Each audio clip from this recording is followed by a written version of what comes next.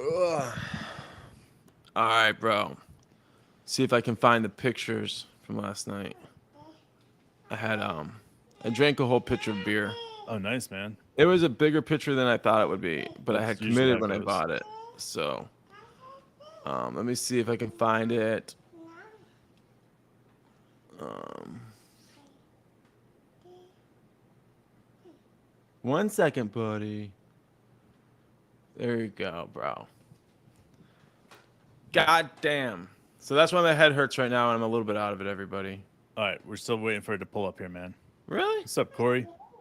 It's not showing? At least, hold on. Maybe I need to go look at the YouTube channel. Oh, yep, there it is. Yep, I see it All now. right. Hell yeah, That dude. was that was it, bro. You got the Dosakis? Is that what you got? No, that was just the mug. I got this thing called Crawford Bach, a local Ooh, Texas nice. beer. Nice, Yeah. dude. Yeah. How's how's things going there in Austin? Oh, it's hot, man. Every day is like 102, 103. Nice, dude. Nice, nice, nice. What's So, up, Corey and Vic and Robert and Shane? How you guys doing, man? And you're what's right, up? Shane. Thunder the fuck up. Man. What's up, little Mark? That's I hear right. you. Drinking. Getting it done. You want to say hi? Ooh. Okay, say hi, Shane. Hi. Hi, little Mark. Hi, Robert. Hi, Vic. Hi, Corey. Hi, Dave. Lick it, Mark. Ah, ah. There you go. There you go. Show him the tongue. Say hi. Say thunder. Thunder. So, what time is the game? It's like 5:30 Central Time, right? Yeah, it's 6:30 East Coast time. So Which I'm is gonna great. pull up real fast just to make sure I'm saying it right. And here we go. Oh, that's dang it. What's up, Summer League is Smithsta? different. 6:30 Eastern, so 5:30 your time. Smitza, what's up, man? What's up? All right, so we wanted to jump on. Normally, we don't do game days, but we started a little bit of controversy talking shit on Vic. Yeah, I'm Vic. Victor. I'm sorry, not you, Vic. Victor Wembayama. Victor. So, I kind of feel bad because I went full blast on this guy that was like, know your shit before you say something, you know? yeah, I admitted I didn't watch the game. That was definitely made me a target. Well, but here's the thing that I want to make sure that I throw out here is that this guy really contradicted himself by saying that women Victor is a pass first big man. All right, like I get it. You can say that, but he's not. All right. If you look at the way that he gets the ball on the perimeter, he's doing one thing, looking to score. He might pass the ball around the horn, but the thing about it is that a passing big man, right, Mark, finds the open guy in the Well, post, in the corner, and that's the thing is that it's not necessarily Victor's not finding necessarily the open guy, but what he's doing is he's keeping the ball in the rhythm of the game, so it doesn't necessarily look bad. so like the most effective NBA is the skip pass. So somebody who's a pass first big man needs to be able to read the double, right, and send the pass to the open player for an open shot. Like I'm not saying around the horn doesn't work, and it does. Sometimes just getting the ball from side to side is good, but to really carve up defenses, you see Luca, you see Giddy, Sure. you see LeBron. They have the ability to send that cross court pass to a shooter's pocket. And so I'm not saying that Victor can't be that. I mean, I just haven't seen any like indication that that's where he is right now. Yeah, I just again, it could be part of his game, but the reality is that Victor's going to be the best with a really, really good point guard, you know, and a brute force as a power forward down in the post that could play center as well. So to me, I understand what people are saying, and I get the fact that you know San Antonio people are all up in arms about their new player, but like if San Antonio didn't have Victor, right, and we went through just the how you set a screen properly, you know, right? And keeping your base properly. And they saw what we saw with the way his knee went whoops a little bit. Okay. And I don't think it's a coincidence that Victor's not playing again in the summer league. He's been shut down. because I think that scared a lot of people, because that movement on the knee is something that is scary for anybody that size. So I think they saw that, and Coach Pop was like, get him out. Let's go ahead and get back to the lab with him, keeping those legs under control, because this is going to be bad. I really do believe that. And I think that's one of the reasons why we're looking at and saying this, is because we watched what happened with Chet last year, with that Liz Frank injury. Those things happen in freak situations. And that knee collide that happened the other night, man, that could have been one of those knee, like, crazy freaking situations. You watch it slow enough and you watch his knee kind of like hyperextend just a little bit, you start wondering how many more of those he can get before, or how big of a guy that goes through that screen. A guy like LeBron goes through that screen, like, it's not good. It's not good. It's not a good feeling. So with right now with Chet and Victor, like, they're gonna be compared to each other a lot. Like, some of the best evaluations we had was 18 and under, Team USA, watching Chet and Victor play against each other. And then, comes the draft, right? And Chet intentionally decides he doesn't want to go number one, right? Really tips the scale to ensure that he doesn't accidentally go number one, right? And by leaving Orlando early, not giving up medical records. Yeah, I mean, he made sure Orlando got the fifth degree is, if you draft me, you're not going to get any information on me until I'm here. Right. So, you see with Victor, he's obviously the number one pick, and Chet should have been the number one pick. We see him as the number one pick, and he's going to have to prove that over some time. But what I wonder, though, is, like, a lot of people, when they evaluate players, they'll look at it and they'll say, like, oh, this player on paper and this player on paper. Yeah. And even though they're not from the same draft, you about the number one and number two picks from different drafts who are also going to be rookies at the same time. Brandon Miller is the second number two pick in the draft. But where I look at and I say, like, they're very similar in stature, and body type is very similar too. There are a lot of people who think that those couple inches Victor has over Chet, 7'3" versus 7'1", is a significant difference. But for me, what I come back to, and I know this is probably going to piss off that Spurs fan who was listening earlier, but I would just say, like, Greg Oden was a couple inches taller than Kevin Durant, and he went number one. Now, I know that they're not the same draft, but I'm just saying, like, Victor being 2 inches taller than Chet doesn't actually mean he's going to be a better basketball player. But people seem to think that it does. Again, I mean, it's the difference between a dog and a wolf. I mean, Jerry West says it the best, bro. I mean, he said it before, he'll say it again, and he's going to continue saying it. There's the dogs in the NBA, and they're very successful. But then there's the wolf that devours everybody. And those are the people that stand out above everybody else. And that's what I'm betting on that Chet is. That's what I'm betting on that J-Dub is. That's what I'm betting on that Kaysen is. That's what I'm betting on that Josh Giddey is. That's what I'm betting on that what? That's right. Shea, J-Dub. Our entire starting lineup. We have a bunch of wolves on this team. And I think it needs to be embraced. And anybody that says, oh, yeah, well, we would rather this or that. But Victor, in order to have the right team around him so that he can win in championships, he needs good guards. And right now, that's one thing that it's struggling to have in San Antonio. So how many years do they need to suck to get enough guards for him to put around him? Because if they don't, be patient. You're sitting with a situation like Luka. Luka's good enough to get his team into the second round, but what team is around him besides him?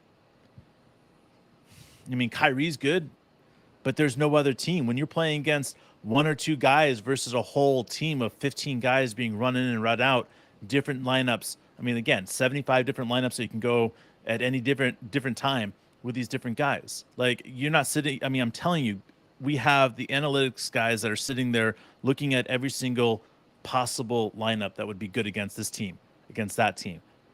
And that's what Coach D does. His sporadic, sometimes crazy substitutions, it's all part of the plan. It's all part of, hey, if we put this player, then this player, this is the matchup that we're going to expose. That's what's no next level about this, is that sometimes you get the coaches that are all about the eye test, like, oh, well, you got this player, we're going to match them up like that. That's not what Coach D and his staff are doing. And that's why I'm looking at this and I'm trying to understand in the concept of, like Coach Popovich has that old school mentality, and he's going to be good for Victor, right? And he's going to teach him a lot of things. But getting everything else around Victor to be successful, like the Oklahoma City Thunder have done for Chet, is going to be a 5-year project. You know, Oklahoma City Thunder pushed fast forward on their project because we went out and got Shea, and we went out and got J-Dub, and, you know, all these other guys, Josh Giddey. San Antonio Spurs aren't there yet. So, and I get it. Vic is saying that you have to wait until this the NBA seasons to start before you can compare. You're absolutely right. But We just can't help ourselves. We're sorry.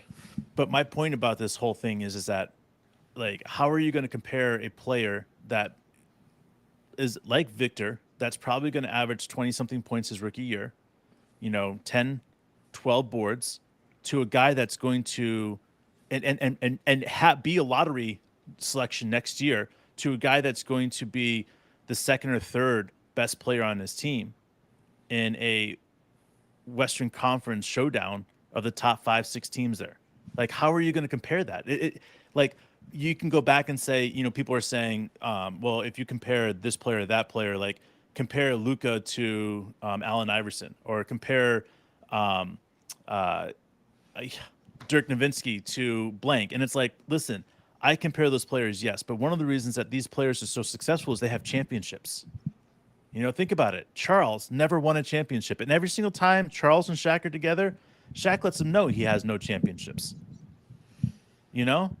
Like, that's the fact in the matter, is championships matter over MVPs. Championship matters over Western Conference final gigs. It matters over everything else. You know, like if Karl Malone or John Stockton have won a championship in, you know, Utah, we'd be all talking about them in a different situation.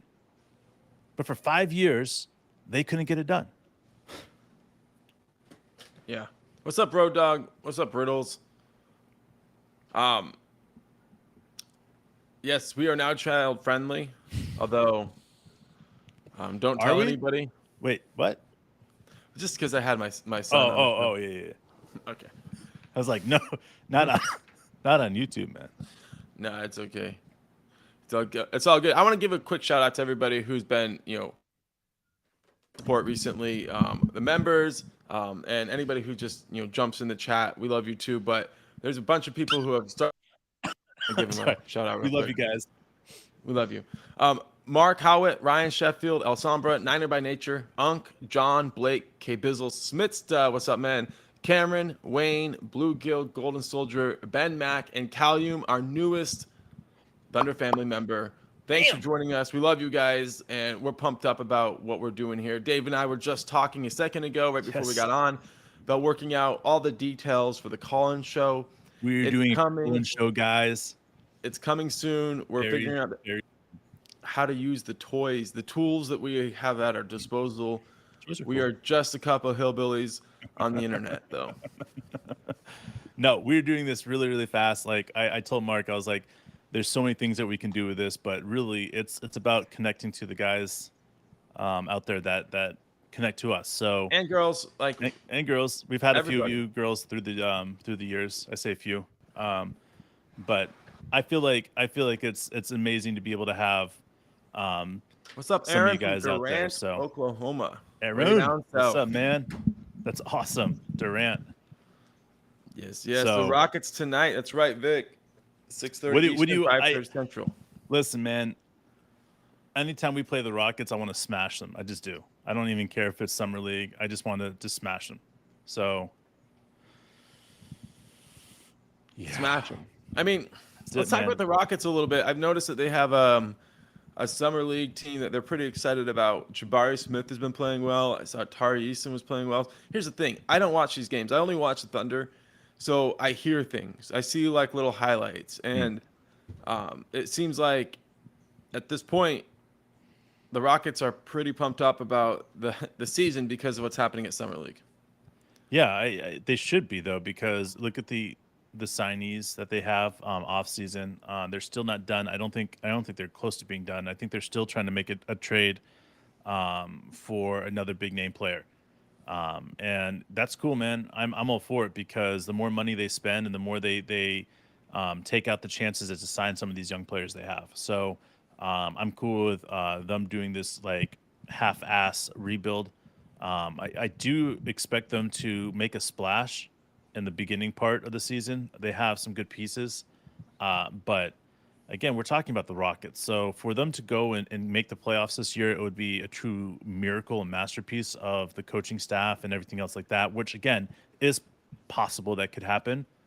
But we get their pick if it's not, 4, 3, 2, or 1. So Vic, we're looking forward to it. Thanks for joining us. We'll see you when you come back. He says he's got a Chet mixtape. ooh, yes, dude. I'm on there. You know it. Guys, That's what check we're here out for, guys. check out Vic All Things Basketball Podcast.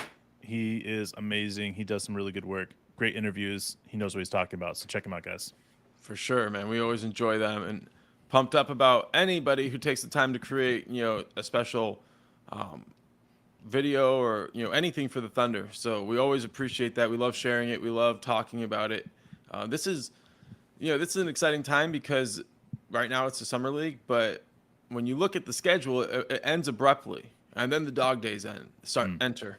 Because really, the season ends, the playoffs are still going on, so there's something to watch. The draft hits, then the season, starts up again with the summer league almost immediately after the draft. So there's really no lull from the end of the season to now. The lull starts really after the summer league, before training camp. I think there's like 60, We've got some 70 days. international hoops too to watch. Oh yeah, we do. Yeah. You know what? We got the FIBA hoops. Yep. So, anybody Which know I when want to those throw out start? Wayne, one of our supporters, man. I really love Wayne. He had this really great logic that I hadn't really thought about. He said, "What do you think about the maturity that these players are going to get, and the way that these guys are going to play in FIBA as like a playoff environment?" It's great, man. The idea that we can utilize this time for Shea and these other guys as a playoff environment in international play is truly spectacular. Dude, the pool play and stuff like that. It's just like it would be considered like playing in a game series, a 5-game series or 4-game series. So it's unique. I like it, and it's really cool that Wayne came up with it. So Road Dog says the 40 days of summer end the 13th of August, and they started today. Road Dog knows about the dog days, that's for sure. yes, man, the dog days. All right, man. So what else we got? What else we got today? We've got Thunder Hoops tonight, guys. We're looking forward to that, going live for that game. So please join us for that. We've got definitely, I think we've got Chet starting, Kaysen starting. We've got a back-to-back game. So I'm assuming some of these guys that we would consider starting today aren't going to start, and they're going to start tomorrow instead. I don't know if that's Trey Mann or what what the combination is there, but I'm definitely going to be looking forward to this because we've got two situations where we're playing back-to-back games. We got today, tomorrow back-to-back, and then we got Friday in the first round of the playoffs for Summer League. So we do have two situations of back-to-back games, which I know we don't like to play guys back-to-back if we don't need to. So we'll see how that whole rolls out, I guess. Oh yeah, there's a chance we play Chet back to back. Now, very small. I could see us doing it simply because we don't think it's going to happen. Like every time we feel like we can predict the lineups or who's going to be playing, it won't be. They throw us a curveball. So, time. like, it could happen, but did it surprise you they shut? No, man, not at all. I mean, I kind of thought it would be a smart move to do. Well, after I saw his knee like that, and then I watched another play that he went down hard and was slow getting up, I was like, man, he's done. Like that's too many situations. And I'm telling you, like, if you think I'm the only one, and there's a couple other people on Twitter that saw what I did, if you think we're the only ones that saw that, then you're delusional because the staff is designed to look over these plays and design, what they could have done better. And if they see something like that, they're tapping the coach and saying, get him out. Like, we can't play this game. Like, we're not playing this game if hopefully he's not going to get injured in Summer League. So like, you're saying they shouldn't send send Vic up to screen anybody? What's that? You're saying that they shouldn't send Victor out not to screen until he people? learns how to get his feet on. Dude, there was 3 times that I watched the screen with him, and you can just see his legs flaring out. and it's concerning. Like I don't know if it's just the way that he comes into a screen or if it's a European play that you go wider, but with a body like his and the spindly legs like that, like you've got to start thinking like maybe we don't go and send him traditional screens. You know, like maybe we do other types of screens to help him. Like again, like people running into his legs like that. Man, I've torn my ACL twice, and the third time I'm pretty sure I got a partial tear, if not a full tear, that I'm just not fucking around with. Right? Yeah. There's when you see someone's leg hyperextend in that direction, right? You I mean, it makes you sick because like it's like, ooh, no. And they're amongst NBA players, NBA staff that have all been part of that, dude. I'm not the only one that saw that and just cringed, and then start looking back at some of the other screens. You're like, okay, this is an ongoing thing. You know, like this needs to be tapered off. This needs to be trained. So, like between Britney Spears and those screens, do you think that like them being so concerned about the physicality in Las Vegas is something that maybe like they're going to be surprised about the NBA? First of all, the whole Britney Spears thing, like I wish so badly he didn't use those words of She grabbing. grabbed me. She grabbed me like so badly. Like if that hadn't been said, and then these situations that we just watched in the summer league where some of his screens were set off and maybe like bumping and grinding got him, thrown to the ground, like I would be like, okay, but one of the things that I was concerned about that I saw in France was people were afraid to body him up. Like there was a couple situations that he got bodied up, but it was never on a consistent basis. And again, it was almost as some people were afraid to injure him, and they played him soft. And that's what the NBA is not about. Like there's no playing somebody soft like this. Like there's one way: you throw Kenny Lofton Jr. on them, bro. I mean, seriously, like go get him, Kenny, and let Kenny just bruise him all game. I'm telling you, game in and game out. You throw Draymond Green at them, you throw this player at them, game in and game out. You go even 70 games getting treated like a rag doll, it's going to change your opinion really quickly on what you want to do in the NBA. I mean, like, you think about these 7-2, 7-3 guys, 7-1 guys, Dirk Nowitzki. I mean, again, solid guys. You got Joker, solid guy. We've gone through this with Bradley. Everybody's like, Bradley's going to dominate the NBA. Skinny, too skinny, Sean Bradley with like 7'6" or whatever he was. Like, we've seen this happen, guys. We've gone through this before. Like, is the NBA different? Is it allowing guys like Victor to dominate more? Yes. But then it's also going to bring out a price in guys that are incredibly physical out there. Incredibly physical, then every team is going to have an incredibly physical guy to go against Chet and go against Victor. And we talk about when you're playing a team in the playoffs, right? They have this mentality that, you have one move, you have two moves. Take those first two moves away and see what that player can do, right? Well, the Victor, he's going to have to prove he can play a physical contact before they take that away. And how many years is that going to take in the NBA? I mean, these are not like, again, I talked about the Morris brothers, like they were like some great gods as, gods to the NBA, but the physicality that they bring or anybody brings that's even a halfway decent role player, that's a power forward center, is going to really go right at Vic. I mean, great at him. Like it is designed to protect these players better than it has been in the past, but I'm telling you guys, it's going to take Victor doing some crazy things, and everybody's like, well, you know what? We're just done with that. We're going to shut that off. And now he has to go and play playoff mode, 15 games into the season. Get to his second move. Well, they're going to take that away now. Right? I mean, because who else is on that team to take away some of the scoring pressure? I mean, you got nobody. And that's where it goes back down to they have to have a shitty-ass season this year and the shitty-ass season the next year in order to get a team around Victor. Shut him down. So, Wayne says Victor falls like a tree. Timber. gets Like bumped around. that Wayne, that's a really good point of how he falls. Um, it's it's the most ungraceful way I've seen a big person fall in a long time. It's kind of scary. Like those how wrists get broken or like kneecaps get bruised. I mean, like, like I hate it, man. I hate that I see this and all I see is that sometimes. Like, damn, he almost got injured there. Damn, that almost was an injury.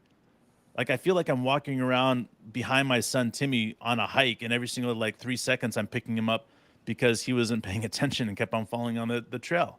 You know, Yeah. like there's just some people like that. One of my best friends from high school, his name was Ian Cox. Like Ian fell everywhere. Everywhere he went, he fell. Well, you know what happened to Ian? Ian fell 70 something feet off of the OU stadium while he was helping it put together. He was incredibly clumsy. Okay. Bad things happen sometimes to clumsy people. And it's not a knock on clumsy people. He's alive. Ian is kicking it. He survived an incredible fall. But my point is that sometimes really tall guys, and Ian was 6'7", I think, 6'8", and really tall guys are just really clumsy, even though they look sound and they look like they can handle a lot, but they can't. And that's what I'm wondering with Victor is how much can he take before it's too much? Grow Dog mentioned Sean Bradley got hit by a car. So did Mark Eaton. Both of those guys were 7'4", 7'6". So if I were Victor, my number I one read that story recommendation the other day, man. That story about Sean Bradley getting hit by a car, bro, that really fucking touched me. If you haven't read it, man, you need to like go back and read about it because, Yeah, I read like, you know, that's Both, just insane to me. I think Mark Eaton got hit by a car also right around the same time. Like both of them riding on bikes, and both of them in Salt Lake City. So that's my recommendation. If you're over 7 foot, stay off of the bikes in Salt Lake City. Yeah. Um, Also, Jack White, man. Jack White, dude. yeah. So Jack White, we haven't seen him yet. I know somebody asked earlier, have we seen Jack White play? We haven't, have we? So is he going to play this summer league? You think? There's some players I really want White to play on this team, but there's some players that I am sitting here questioning which players are going to be on this team and which players aren't. And I keep looking back at the fact is that there's certain players that we haven't seen on the bench yet, man. And I don't know why that is. We have them signed, but they're not on our bench. Why is that? I don't know. Because we saw Misic there. We've seen other players there. Have we seen him? I haven't seen him. Or Misic. What was that other player? The bearded He looked player. like Meritic, but like I thought think it was it was Misic. him. I thought that was Misic. No, I don't know. It doesn't matter. We've seen enough of our players there in the summer league in Vegas. You know, we've seen Shea in the stands. We've seen J-Dub. You know, maybe not Shea. I thought we saw Shea yesterday or 2 I days didn't ago. see Shea. I'm not saying he wasn't there. I just didn't see him. And maybe I'm just making shit up again. I bet these guys are working out the with other podcast I said that Dort was like hitting like 54% of his layups. Oh, yeah. And I'm like way off. He's like hitting 45% of his layups, bro. Come on. I'm like And then I'm they like called a Joe about 90%er, bro. that elbow three isn't exactly as high of a percentage as we want, but the corner three is a He good likes shot. to take it though. He loves taking it. When it goes in, it looks nice. So here's a question, bro.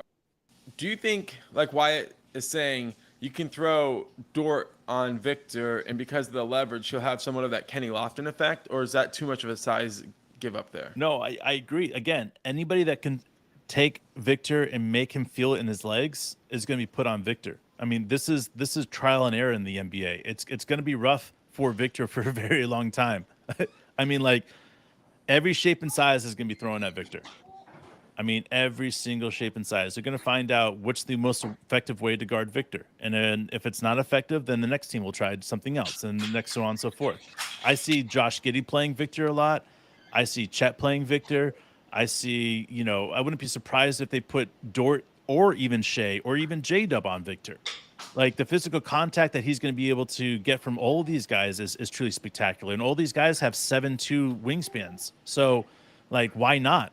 Like, throw them out there, see what they can do. And you know, there's so many guys that are on our team that keep saying, Mark, like, I wish they could stay. But when you have 21 guys, 6 have got to go. Which 6 are going, I don't know. But I do know that if you take the right 6 guys and you combine them, it's worth a shit ton. I mean, a lot. Where could these guys go? I don't know, but I think that Sam Presti is seriously thinking like if I put the right role players together and package them in a deal, I can walk away with 2 or 3 extra first round draft picks. I could walk away with blank player. I could walk away with blank assets. I could walk away, and I wish I could tell, man. I just don't know. So, what are the chances JRE doesn't make it and Garuba does make it? Listen, anything is possible at this moment. Anything is possible. What's up, Joseph? Joseph is saying Jack White was there at the game What? with Giddy. So that's pretty long as you dope don't to fight. hear. I didn't see that. Admittedly, when we're watching games, we're hanging out together too. So we miss a lot of things. Yeah, if Jack White's there, that's what I want to see. I want to see anybody that's going to be playing in this Thunder team. Riddles, the rubber band man. The rubber band man. The amazing rubber band man. All right, we'll take it. That's Victor, bro.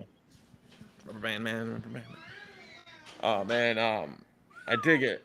Wayne. Let's do that. There we go.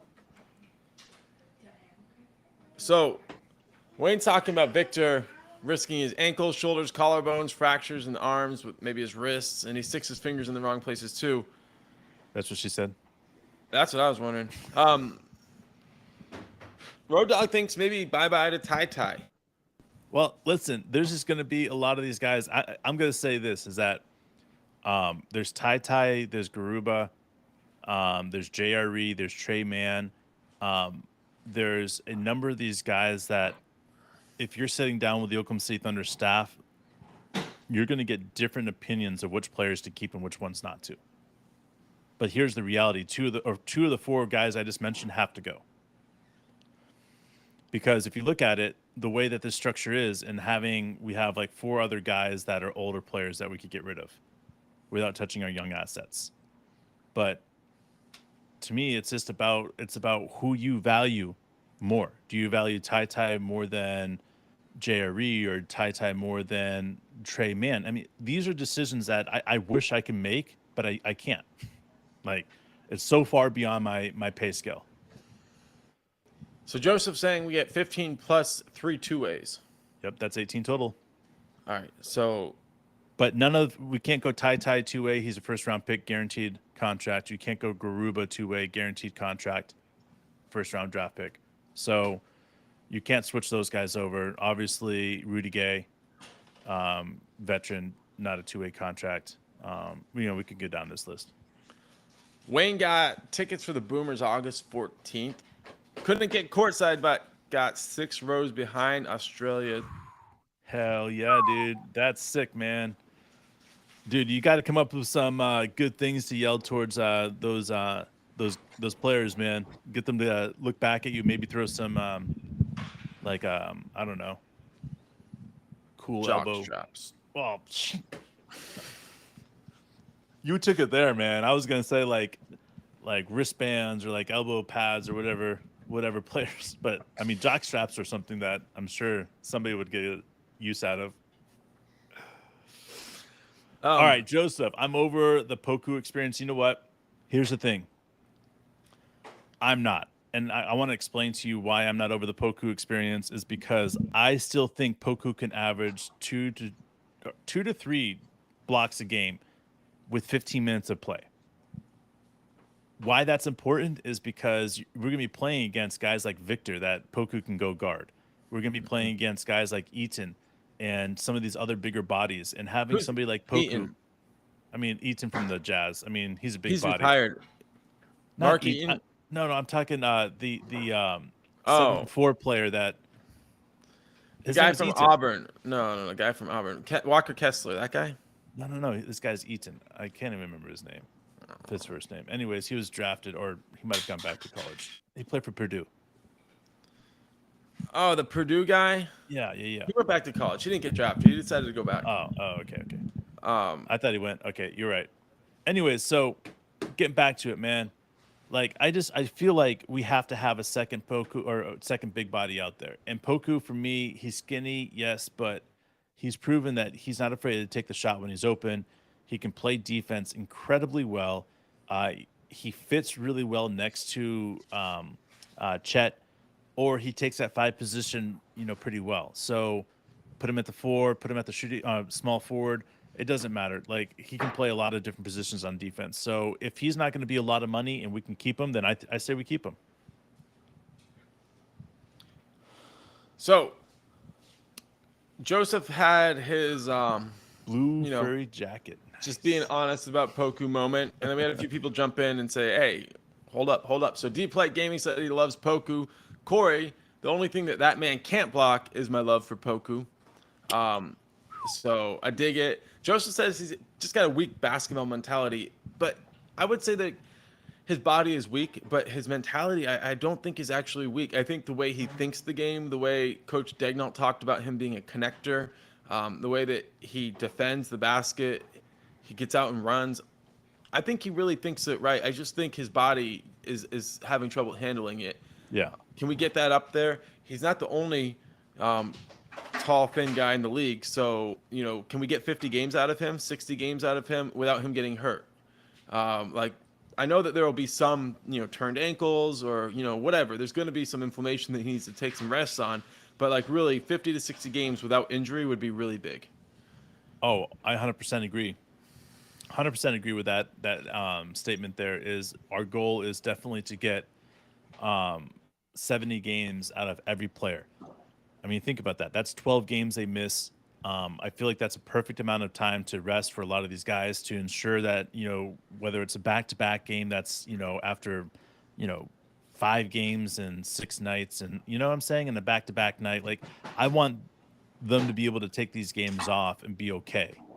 And that's why you have to have the next man up mentality with 15 players coming strong. Like, insert Kaysen instead of Shea, insert, Kenny Hustle instead of J-Dub, and being able to complete this rotation in the way that they're going to go, and allowing some of these players to rest and getting them off. What is it? If you get 12 games off, you get 2 games a month off. That there's no way that's a bad situation, or maybe like a game and a half when it evens out by the time that everything is done. But that's still worth it, What's up, Jaden? What's up, Frank? So Jaden saying, I feel like Garuba is the keeper out of them for a big trade package for the other, especially Trey. He will thrive in a lead role on a different team. And when Jaden said that, it really just made me realize, like, I don't expect Jaden. I'm sorry, I don't expect Trey Mann to start this year on the team. If there is an idea out there that there's a package potential for Trey Mann, we're not going to take him into the season. I'm sorry to say it. I'm probably wrong. But I just feel that way. I want to say something about that, man. If I've heard a lot of like rumors coming out of Miami, right? If there was a situation that we were able to clear a lot of these old players off of our books, right, and including Trey Mann, in exchange for somebody like Hero, right, and that was who we came off and in exchange was to get Hero. Like I don't like Hero's game, but Hero, if he's in the right system, he gains a lot of value. And if we just have him in the right system for even 3 months, his value triples. All right. I love Hero's game. So I think overall you say you don't love it, but I think. But listen, if we shed the money that we have on the books for the old players and we replaced it with Hero, and we're okay with making Hero what would Miami basically a tradable asset to give up Hero? What would Miami need to get to give up Hero? Would this be a part of the Dame package? Miami, here's the thing, is that they want Damian Lillard, right? Okay. And the Blazers want an extra first round draft pick. So Hero's price is not going to be very high. And I think people are really shocked when I say stuff like this, because if you look at the price of the players in the drafts and the way that first round draft picks are being hoarded right now, like, even Damian Lillard isn't going to be this shocking. I mean, it'll be a big trade, but it's not going to be the Paul George type trade. And you can look at Siakam the same exact way. When he gets traded, people will look back and be like, man, that's a really good deal on that trade. It's because the market isn't there. And if you're looking at these players and saying, oh, this player should go here, it's hard. Like, it's hard for me to sit here and say that I want this player to stay on this team, but if we have an opportunity to get this player to play this type of ball right here and this type of style, right, that Hero can bring to this game, then for me, it's like, well, first round draft pick and Trey Mann or Hero. All right, so Trey Mann, JRE, say those two guys are included. Who would want those players, Miami or Portland? Portland, dude. Portland. Right. Portland needs those type of players. Okay. Those are added. Like that would be equivalent to another first round pick in Portland's mind.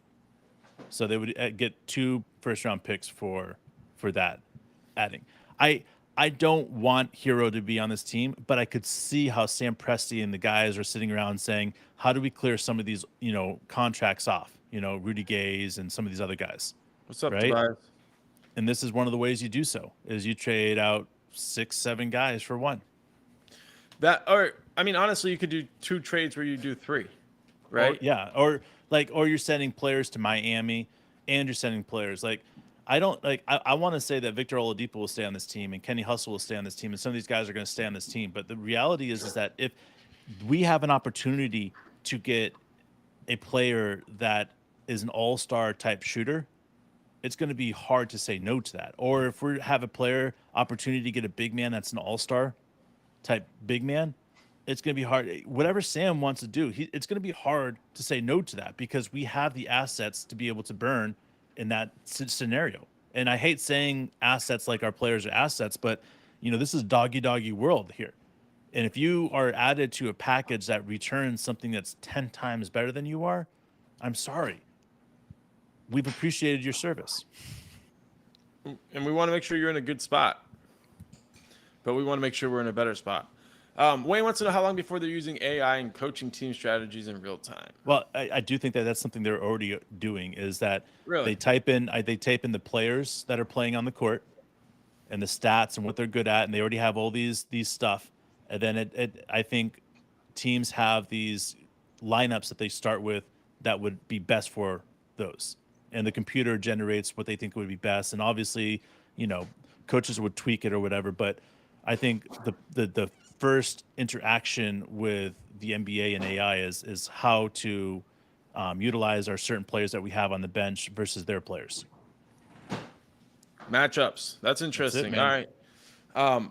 Yeah, that's right. 5:30 Central, 6:30 Eastern. The game tonight. Road Dog, I hope we keep Trey too. Yeah, me too, man. I just wonder, I'm wondering if guys like JRE and Trey are, because they were drafted 3 years ago now. Well, but that's my point, is we got to re-sign some of these players. And when you can't re-sign them because of money, like, you've got to take a step back and say, okay, we've got to move on, because that's why you have so many draft assets. Like, you keep the guys that fit. And if you don't fit in the 2 years that you've had an opportunity to, like, we have these contracts, it's second round contracts. They're designed for what? 2 years. And then a third year isn't guaranteed. So that's my point, is that this is the way it's designed. You got 2 years. You can stick it in there for 2 years. You can pull it out for 2 years. But the reality is, unless you go out there and put balls to the wall, you're not going to know what you can do. And that's why you're seeing people like Jay Will take time away from JRE and Poku. Like, he proved that he's more valuable as an asset at this point in his career, which is crazy saying. What's up, Moani? In-season tournament, I tried to read about it, and I was incredibly bored. I didn't find it very interesting to read about. I saw the commissioner talking about it. Every time I see him talk, it just bores the shit out of me, unless he's talking about jaw. So I just think of a penis talking whenever I see him talking, bro. So, just the tip.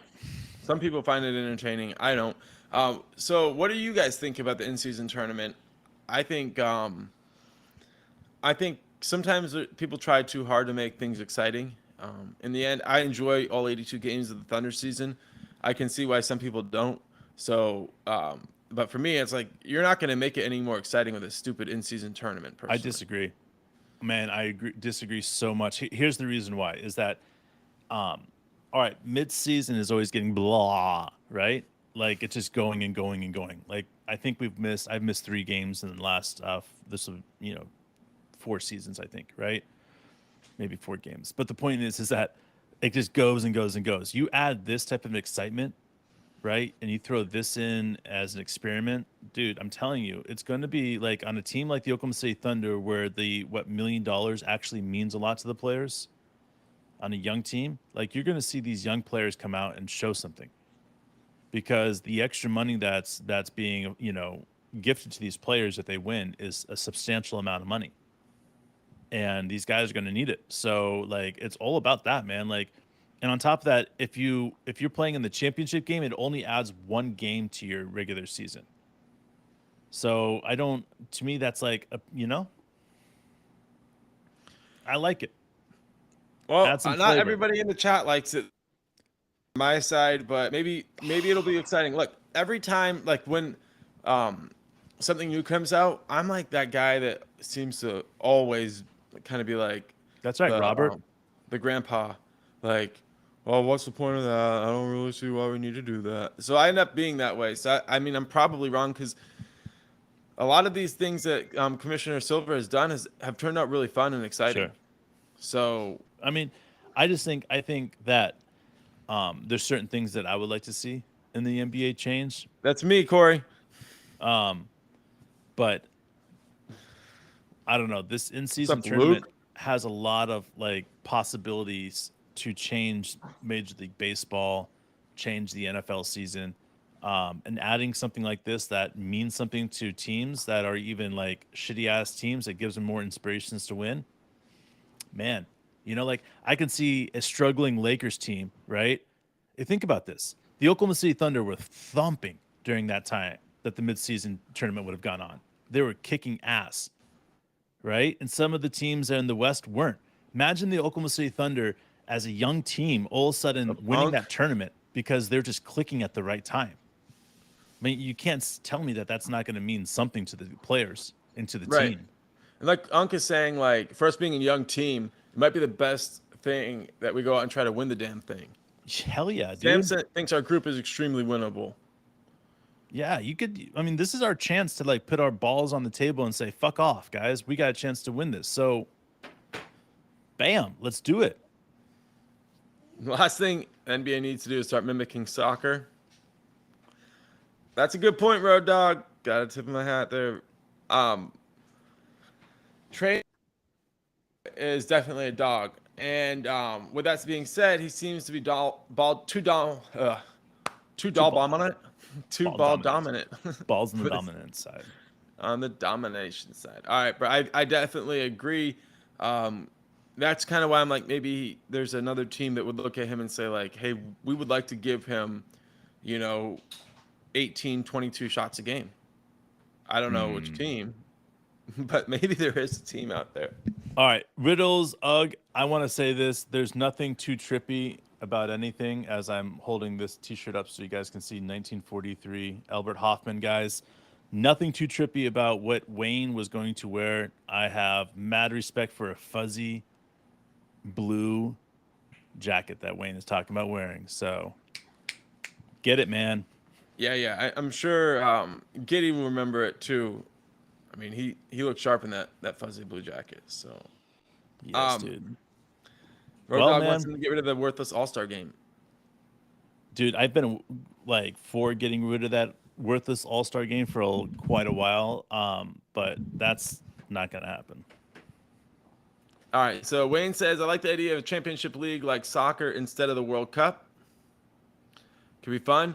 I'm not too familiar with what's going on with soccer championship league. It's a good idea. Championship league, I like that.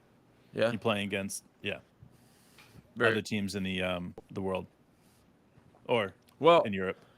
Before we get out of here, let's take a second real quick to shout out to our supporters once again, and then we will see you guys at 5:30 Central, 6:30 Eastern for the game.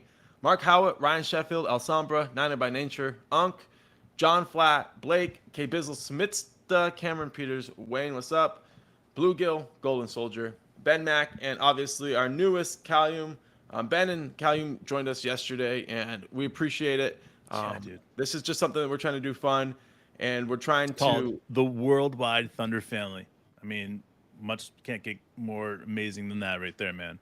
we're trying to increase the perks right now. It's just we're gonna give you guys shout outs. You get those little stars and all that stuff. But we're bringing the call-in show. We're bringing the merch store. We're bringing the discounts. We're bringing all the fun. So Good shit, we're gonna bro. keep upping up our game. We keep inching closer to 1,000 followers, and we couldn't do that without all of you guys. So thank you for continuing to watch us and telling your friends and just being here, because it means the world to us. All right, guys.